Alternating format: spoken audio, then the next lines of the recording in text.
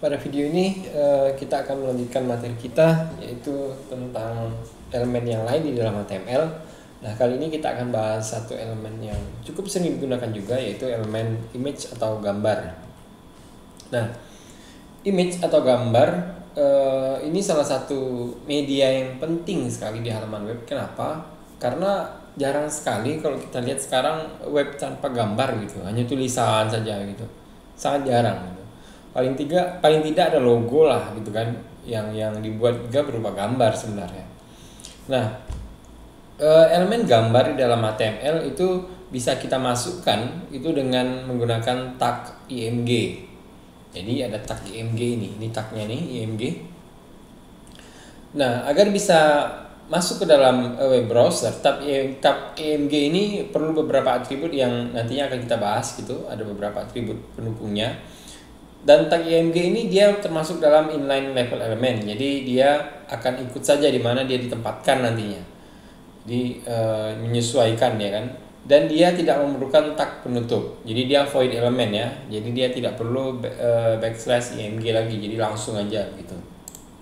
Nah, ini contohnya dari tag img yang paling sederhana, yaitu tag atributnya, atribut src. Jadi setelah img ada atribut src, di mana kita lihat di sini kita akan memanggil suatu image, di mana image itu berasal dari source. Source-nya itu dari sini nih, http syscom-untan.ac.id. Nah, jadi kita akan mengambil atau memanggil source dari luar gitu, yaitu dari websitenya Syscom kalau di sini kasusnya. Jadi Syscom punya website, di dalamnya ada gambar, lalu kita ambil.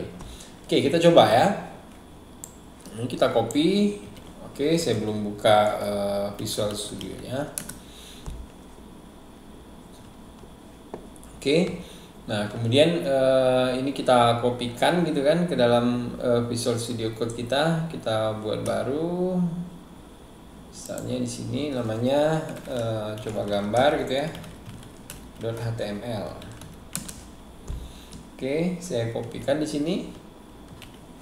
Lalu saya panggil coba gambar. Ini coba gambar ya. Kita buka coba gambar. Nah, ini hasilnya. Jadi dia mengambil gambar dari Syscom, websitenya Syscom. Kita lihat website Syscom ya. Yang penting teman-teman tahu alamat websitenya itu di mana begitu. Gambarnya itu di mana. Jadi saya ambil dari galeri. Nah, di sini nih saya ambil nih. Nah, tahunya dari mana? Ini kita tinggal klik kanan saja lalu salin alamat. Itu kan di sini nanti bisa kelihatan tuh. Nah, ini kan ada nih. Makanya sama dengan apa yang saya tampilkan di sini. Ini. Nah, itu cara sederhana untuk menampilkan gambar kalau memang kita tahu source gambarnya ada di internet gitu. Jadi kalau teman-teman mau manggil yang ini Manage Robot misalnya, ini tinggal teman-teman salin aja alamatnya gitu. Kita lihat alamatnya ada di sini nih. Galeri 76 PNG gitu. Jadi kalau kita ganti di sini galerinya jadi 76.png gitu. Ini saya save, ini saya refresh, maka jadi gambar robotnya gitu. Jadi sederhana penggunaannya. Oke. Saya lanjut ya. Kemudian yang berikutnya source-nya itu saya ambil dari folder saya sendiri, yaitu ada di dalam komputer saya. Nah, ini contohnya. Misalnya saya sudah simpan satu file gambar namanya lab.png. Nah, itu saya simpan di sini juga, ini namanya lab.png gitu. Maka ketika saya panggil, ini saya kopikan aja lagi ya, ini copy. Oke, seperti ini. Saya save. Kemudian ini coba saya jalankan. Oh, sorry. Ini saya save dulu, ini saya coba jalankan lagi sekarang. Nah, sekarang saya sudah punya dua gambar. Yang pertama yang tadi, yang saya ambil dari internet, source tadi.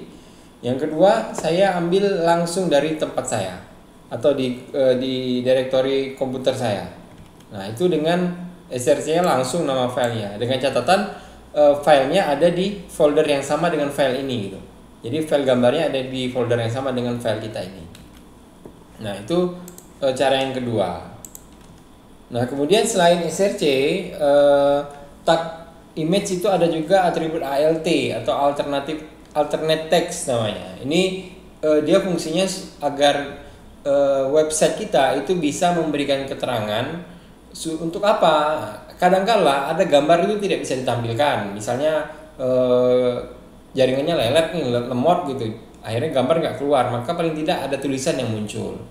Lalu mungkin web browser tidak mendukung format gambar, lalu web browser sedang dalam proses menampilkan gambar, sedang loading dia, maka tulisannya muncul duluan gitu. Atau di set agar tidak menampilkan gambar, bisa juga. Biasanya kita pakai misalnya untuk menghemat kuota, web browser yang kita setting, kalau ada gambar nggak keluar gitu. Nah, yang seperti ini kita butuhkan alternate text supaya pengguna itu tahu bahwa ada gambar yang seperti itu nantinya. Ya, harusnya di situ ada gambar gitu. Nah, contohnya seperti ini. Misalnya tadi kan nama gambar kita lab.png namanya. Sekarang saya ganti namanya lab.jpg. Ini kan nggak ada nih. Jadi kan sebenarnya gambarnya nggak bisa keluar.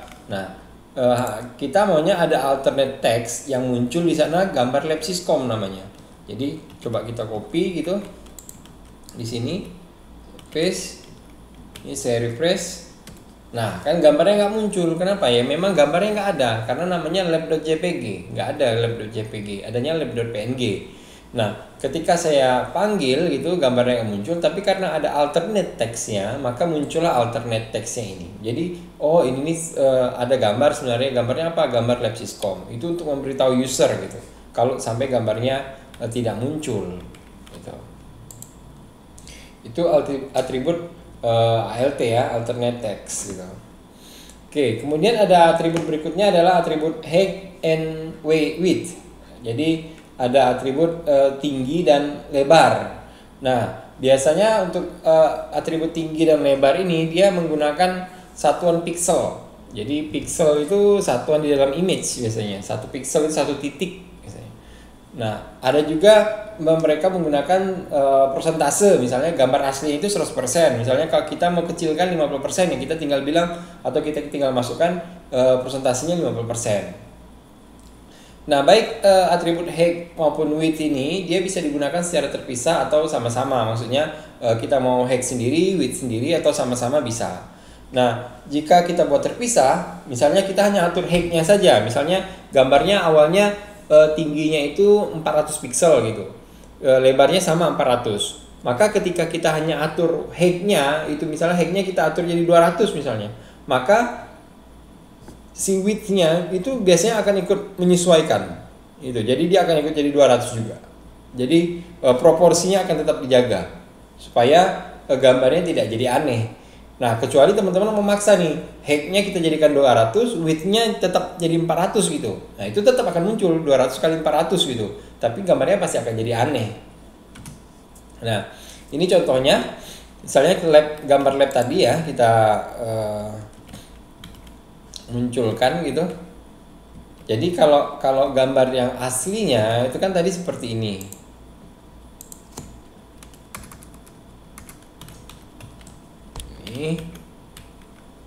Ini. Nah, sekarang saya kecilkan dia. Saya tahu ukurannya itu di sini kita lihat ukurannya.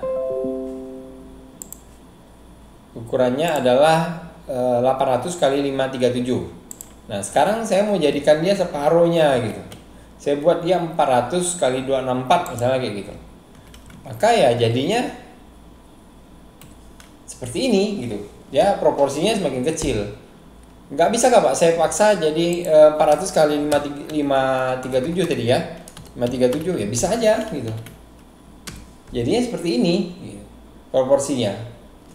Jadi nggak benar gitu. Tingginya nggak sama dengan lebarnya proporsinya. Jadi lebarnya tinggal setengah tapi tingginya kita paksa 1. Akhirnya gambarnya tidak proporsional gitu. Nah, kemudian ada atribut lines. Lines ini biasanya atribut yang digunakan untuk mengatur tulisan misalnya. Jadi kalau kita ingin memberikan tulisan di dalam image kita, itu kita bisa menggunakan aligns. Jadi aligns-nya itu misalnya teman-teman nggak kasih aligns, misalnya gini, misalnya Ini kita coba aja ya. Ini kita coba gini, tapi tidak ada lines. Ini, maka gambar kita ada, lalu akan ada tulisan keterangannya seperti ini. Nah, jadi ini default tulisan keterangannya akan seperti ini. Kalau kita tulisnya seperti ini ya. Nih. Nah, jadi kalau tanpa lines, tanpa kita atur tulisannya, jadi gambar itu kita kasih keterangan tulisan, maka kalau kita langsung saja tulisannya akan seperti ini. Tapi kalau kita atur dengan lines seperti ini gitu,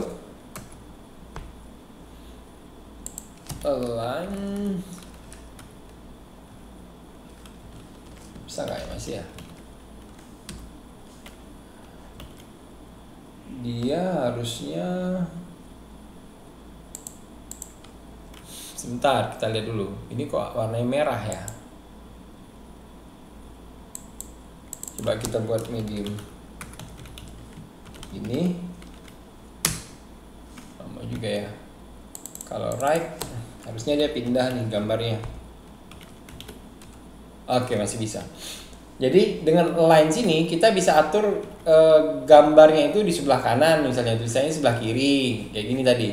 Nah, kalau kita bilang di middle ya, bukan medium tadi, salah, sorry. Middle gitu.